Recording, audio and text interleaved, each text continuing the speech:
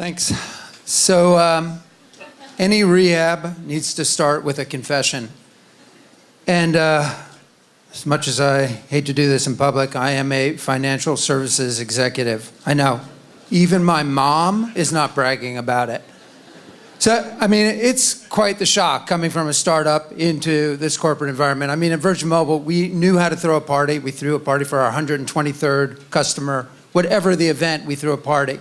Here, you don't throw a party. In fact, let me tell you something. Change is something that is not part of the DNA of corporate America. I mean, you want to get ahead in corporate America, you have to give good PowerPoint presentation to get ahead. That's right. So anyway, look, here's the thing. If you're going to go into corporate America and you're going to try and do a startup within corporate America, you've got to figure out some sort of rehab for corporate America. And so my view is, look, there's a 12-step program, but we're here at Ignite. And frankly, we don't even have time for 12. And I don't even know if I have 12 slides left or anything. So there are 3 steps that I'm going to talk about for corporate rehab. Okay, the first one is you have a problem. Okay, that should be easy because let's face it, if you look at the Fortune 100 about 50 years ago, 85% of them are out of business right now. Why? Because they couldn't change as times changed around them. So change should be easy, but look at this corporate symbol that American Express used to symbolize our brand values. Okay, that's a watchdog with a tattoo on it, before tats were cool, by the way, on a lockbox, not Al Gore's, with a gun in front of it, okay? That's not change, let me tell you. So maybe it explains why we haven't changed much in financial services. I mean, we think we have. I mean, look, we've taken this card, and what have we done with it? Wait for it, wait for it.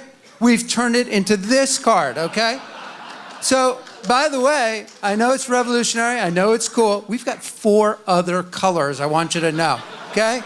And we just did plum, which is kind of avant-garde. You have to give me that, okay? So, all right, so let's face it.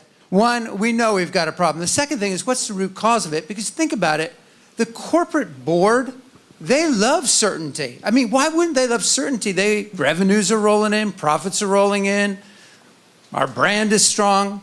So here's the issue.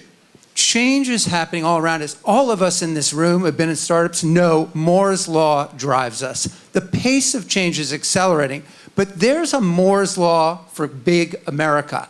And that Moore's Law is more is less law, which basically says if you don't change, your competitors' earnings double, well, your market cap drops in half. And by the way, that's on a good day. So if you don't believe me, check out this next chart here that's coming up. This says it all. I mean, look, there is no reason that Blockbuster should have lost out to Netflix like that. They had all the money. They had the relationships with big content. But really, ironically, what got in the way of Blockbuster is all their assets. And so step 3 is, how do you replace certainty with creativity? What do you need to do as a company to go and do that? And so what you really need to do is actually, by the way, I don't like this thing at all, but the whole thing here is like, you know, old dog, new tricks, that kind of thing. But you got to disarm that old dog, which is not an easy thing to go do. Trust me, I've been there. It's not hard.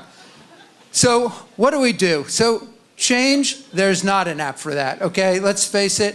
Perfection is what corporations want, and perfection, that's about process. It's not about creativity or content. It's really hard to kind of just let perfection get in the way of good enough. You know, as most of you know, we just announced a new platform today to help digital payments and commerce move forward. And the hardest thing I had was convincing the company that getting something out in the marketplace was the right thing to go do. It may not be perfect, but we just got to learn once we get into the market, because we live in a beta world.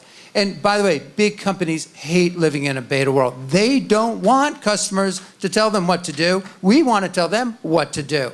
But we know we've got to kind of do this. So here we are, the 3 steps for corporate America. Look, we're going to want a drink of certainty. I know. We're going to want that. But as long as we don't wind up looking like this in the long run, I think we'll be okay. So thank you for your time.